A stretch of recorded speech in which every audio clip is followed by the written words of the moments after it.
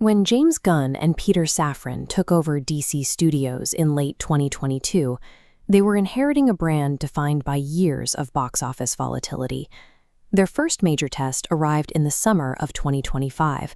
That launchpad was Superman. The film pulled in nearly $619 million worldwide against a $225 million production budget, giving the studio its first clear commercial win under the new administration. Gunn directed the film himself, stepping away from the gritty, cynical tone of the previous decade to restore a sense of traditional optimism and compassion to Clark Kent. The critical and audience reception matched the box office. Heading into 2026, the new DC universe appeared immune to the superhero fatigue dragging down the rest of the industry.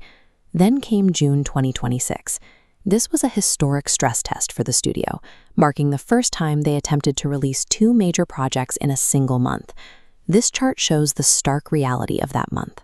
We see the $619 million global run of Superman plummeting all the way down to the $68 million opening weekend of Supergirl, Woman of Tomorrow.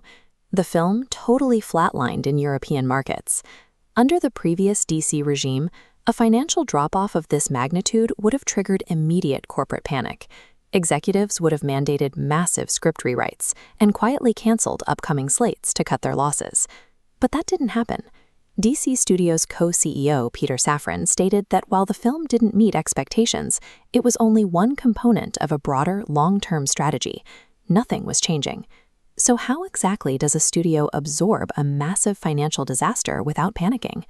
Gunn and Safran re-engineered the DC slate into a diversified financial portfolio, splitting content into four buckets: live-action tentpoles, premium TV, prestige animation, and R-rated genre films. If a theatrical release bleeds revenue, the other pillars remain stable to hold up the brand. Look at the premium TV pillar. In early 2026, they rolled out Lanterns. They framed it as a grounded, gritty mystery in the vein of True Detective, targeting an entirely different audience demographic than a standard superhero blockbuster.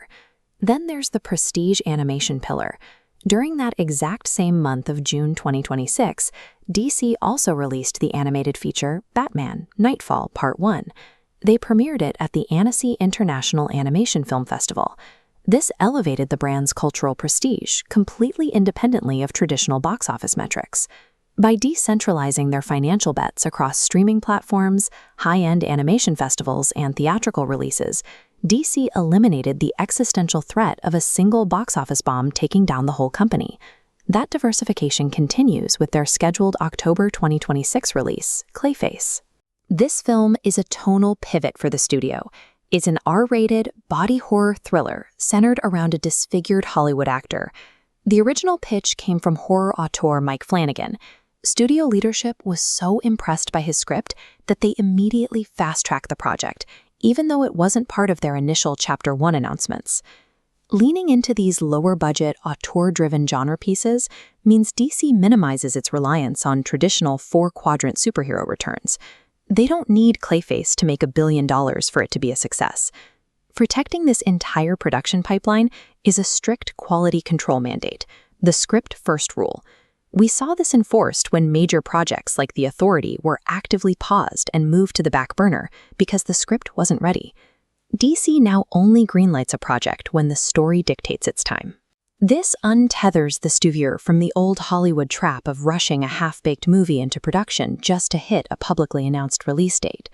The massive box office failure of Supergirl in 2026 provided a public look at a management shift. For the first time in the brand's history, leadership refused to flinch when a project stumbled. You can see that resolve in their plans for July 2027. They are aggressively pushing forward with their next major tentpole, Man of Tomorrow. This direct Superman sequel expands the universe by forcing an uneasy alliance between David Corenswet's Superman and Nicholas Holt's Lex Luthor in order to take down a shared enemy.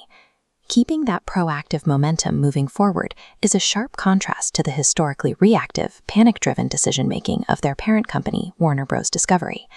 DC Studios is now operating as a transmedia ecosystem, one where individual chapters can afford to stumble because the overarching story is finally secure.